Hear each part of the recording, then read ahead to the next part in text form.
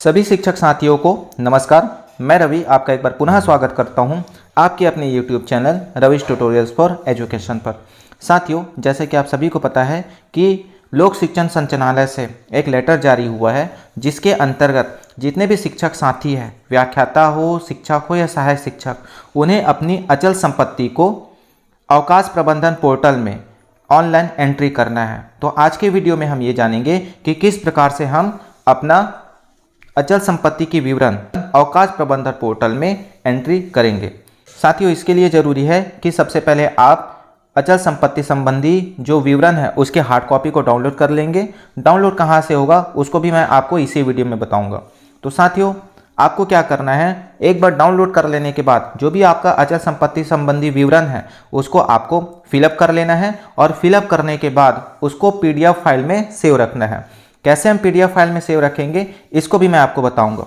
अचल संपत्ति संबंधी विवरण को ऑनलाइन करने के लिए सबसे पहले आप गूगल ब्राउज़र में आ जाएंगे और गूगल ब्राउज़र में आने के बाद आप लिखेंगे cgschool.in।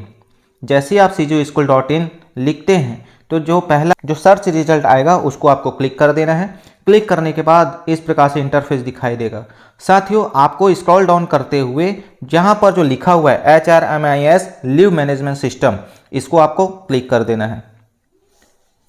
जैसे आप इसको क्लिक करते हैं तो आपके सामने एक नया इंटरफेस आएगा। इसमें आपको अपना उस मोबाइल नंबर को डालना है जो मोबाइल नंबर इस cgschool.in में रजिस्टर्ड है। जैसे ही आप अपना मोबाइल नंबर और पासवर्ड एंटर करते हैं उसके बाद लॉगिन बटन जो दिखाई दे रहा है उसको आपको क्लिक करना है। जैसे ही क्लिक करेंगे आपके सामने आप इस पेज पर लॉगिन हो जाएंगे। साथियों, यहाँ पर आप देख सकते हैं सेलेक्ट रोल लिखा हुआ है। अगर आप शिक्षक शैक्षणिक कार्य कर रहे हैं तो आप शैक्षणिक में डालेंगे और अगर गैर शैक्षणिक है तो आप गैर शैक्षणिक को टच करेंगे। तो शिक्षक साथियों, हम सब शैक्षणिक के अंतर्गत है तो हम इसको क्लिक करते हैं। जैसे हम इसको क्लिक करते हैं तो हमारे सामने इस प्रकार से जो अवकाश संबंधी जो पोर्टल है वो खुल के हमारे बीच में ऐसा आ जाता है। तो साथियों, यहाँ पर आप जो बाएं साइड में 3 लकीरें देख रहे हैं, मैं इसको जूम कर देता हूँ। ये जो आपको 3 लकीरें हैं उस 3 लकीरों को आपको टच करना है। जैसे ही आप इसको टच करते हैं यहाँ पर आपके सामने सबसे लास्ट में लिखा आ रहा है अपलोड IPR। तो इसी अपलोड IPR को आपको टच करना है। जैसे ही टच करेंगे आपके सामने एक नया इंटरफेस खुल के आ जाएगा।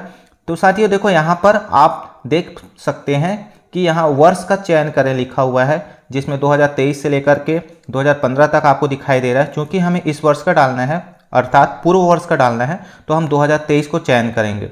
इसके बाद आपको क्या करना है, आपको अपना IPR जो हार्ड कॉपी आप भरे होंगे उसको आपको यहाँ पर अपलोड करना है। साथियों, मैंने आपको बताया था कि सबसे पहले हमें हार्ड कॉपी डाउनलोड करना है। तो यहाँ पर आप देखेंगे वार्षिक अचल संपत्ति विवरण फॉर्म यहाँ से डाउनलोड करें लिखा हुआ है। आप यहाँ पर जैसे ही क्लिक करेंगे आपके सामने वो जो फॉर्म है वो फॉर्म खुल के आएगा। आप उसको डाउनलोड कर लेंगे। जैसे ही डाउनलोड करेंगे तो इस प्रकार से आपको वो जो फॉर्म है वो फॉर्म आपको दिखाई देगा। तो यही वार्षिक अचल संपत्ति विवरण फॉर्म लिखा हुआ है साथियों, इसी को आपको फिलअप करना है। जहाँ पर आपको जिस जिले में आपकी अचल संपत्ति है उस जिले का नाम लिखना है, संभाग का नाम लिखना है। अगर आपके पास खुद का घर है, भवन है, उसको लिखना है, भूमि है उसको लिखना है। वर्तमान जो मूल्य होगा उस वर्तमान मूल्य को आप लिख सकते हैं। आपके नाम पर है तो आप लिखेंगे, अगर आपके किसी रिश्तेदार का नाम है तो उनका लिखेंगे। और उसके बाद आपको ये लिखना पड़ेगा कि आप उसको खरीदे हैं या विरासत में मिली है। इस प्रकार से आप समझदार साथी हो, इसको मैं ज़्यादा नहीं बताता, बस आप इसको एक बार समझ ही लीजिए और समझने के बाद इसमें आप उसको फिलअप कीजिए। फिलअप करने के बाद आपको उसको एक फ़ोटो फिलअप करने के बाद आपको क्या करना है, अपने कैमरे से उसकी एक फ़ोटो कैप्चर करनी, फ़ोटो ले लेनी है और फ़ोटो लेने के बाद उसको PDF फाइल में कन्वर्ट करना है। तो साथियों, चलिए हम इसको फिलअप करते हैं और उसको फ़ोटो खींचकर PDF फाइल में कन्वर्ट करने की कोशिश करते हैं। तो साथियों, देख सकते हैं आप कि इस प्रकार से एक फ़ोटो मैंने ले लिया है और फ़ोटो लेने के बाद मैं अब इसको PDF में कन्वर्ट करूँगा। तो अब मैं क्या करूँगा, कोई भी एक ऐसा एप्लीकेशन जो इमेज को PDF में कन्वर्ट करता है आप उसको डाउनलोड कर सकते हैं। एडोब एक्रोबैट जो है वो भी आपका PDF बनाने का काम करते हैं, लेकिन मैं कैम स्कैनर का प्रयोग करूँगा। कैम स्कैनर का हम जैसे ही प्रयोग करते हैं आपके सामने कैम स्कैनर का इस प्रकार से एक इंटरफेस आ जाता है। अब आपको क्या करना है, आपको उस लोकेशन को ढूंढना जहाँ पर आपने फ़ोटो खींच के रखा है। तो मैं क्या करता हूँ, उस लोकेशन को खोजता हूँ। तो मैं यहाँ देखूंगा मेरे सामने यहाँ इंपोर्ट करके लिखा हुआ है, तो इस इंपोर्ट को मैं क्लिक कर दूंगा। और मुझे पता है साथियों कि मेरा फोटो कहाँ पर है, तो मैं क्या करूँगा उसको इंपोर्ट कर लेता हूँ। तो जैसे मैं यहाँ पर इंपोर्ट करता हूँ वो यहाँ पर मुझे टेक्स्ट इमेज के रूप में मुझे वह जनरेट करके देता है। मैं उसको क्या करूँगा PDF फाइल में कन्वर्ट कर लूँगा और उसका एक नाम दे दूँगा।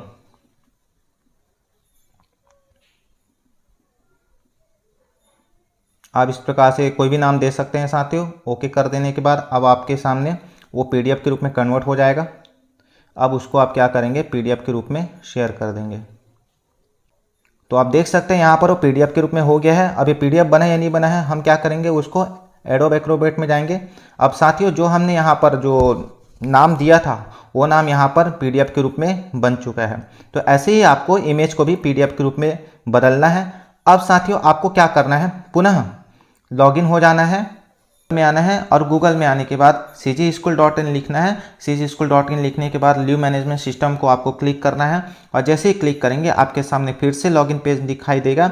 उस लॉगिन पेज में आप अपना मोबाइल नंबर और आपका जो पासवर्ड है उस पासवर्ड को फिलअप करने के बाद आप पुनः CG स्कूल के स्कूल मैनेजमेंट सिस्टम में पहुँच जाएंगे। इस प्रकार से आप देख सकते हैं कि फिर से मैंने लॉगिन किया और लॉगिन करने के बाद मैं यहाँ पर एंटर हो चुका हूँ।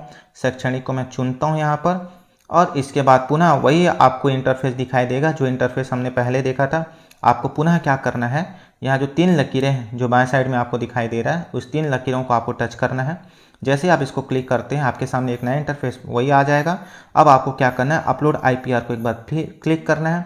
जैसे ही अपलोड IPR को क्लिक करते हैं तो आपको अब यहाँ पर वर्ष जो ने लिखा है उसको 2023 कर लेना है और यहाँ पर चूज फाइल लिखा हुआ है इसको हम क्लिक करेंगे और क्लिक करने के बाद जहाँ पर भी हमारा फाइल है उसको हम लोकेट करेंगे। तो साथियों लोकेट करने के लिए अलग अलग मोबाइल का अलग अलग सिस्टम है। क्योंकि साथियों मैंने उसको एक नाम दे दिया था तो मैं उसको अब खोजूंगा। एडोब एक्रोबैट में है तो मुझे पता है कि रिसेंट है, अभी मैंने काम किया तो रिसेंट में मेरे को मिलेगा। तो साथियों यहाँ पर आप देख सकते हैं रवि IPR लिखा हुआ है। तो जो रवि IPR लिखा है उसको मैं क्लिक करूँगा। क्लिक करने के बाद अब क्या करूँगा, यहाँ अपलोड कर दूँगा। तो जो अपलोड वाला जो ऑप्शन है उसको मैं एक बार क्लिक करता हूँ। तो जैसे ही क्लिक करता हूँ मेरे सामने एक नया डायलॉग बॉक्स आता है जिसमें कृपया पुष्टि करें लिखा हुआ है। मैं उसको हाँ कर दूँगा। अब जैसे मैं हाँ करता हूँ उसके बाद आपके सामने एक मैसेज आ जाएगा कि सक्सेस सफलतापूर्वक हो चुका है। अब मैं चाहूँ तो उसको देख भी सकता हूँ साथियों।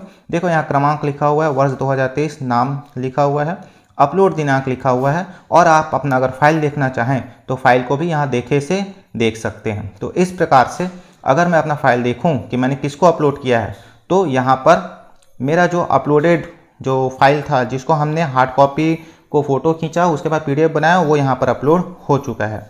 तो साथियों इस प्रकार से हम अपनी जो अचल संपत्ति है उस अचल संपत्ति को ऑनलाइन लीव मैनेजमेंट सिस्टम में अपलोड कर सकते हैं। साथियों आशा है कि ये वीडियो आपको पसंद आया होगा, ज्ञानवर्धक लगा होगा। अगर आपको ज्ञानवर्धक लगा तो आप इसे शेयर करेंगे। अगर कोई चीज़ तो शिक्षक साथियों आज के लिए इतना ही, बाकी मिलेंगे हम अगले वीडियो में। तब तक के लिए धन्यवाद।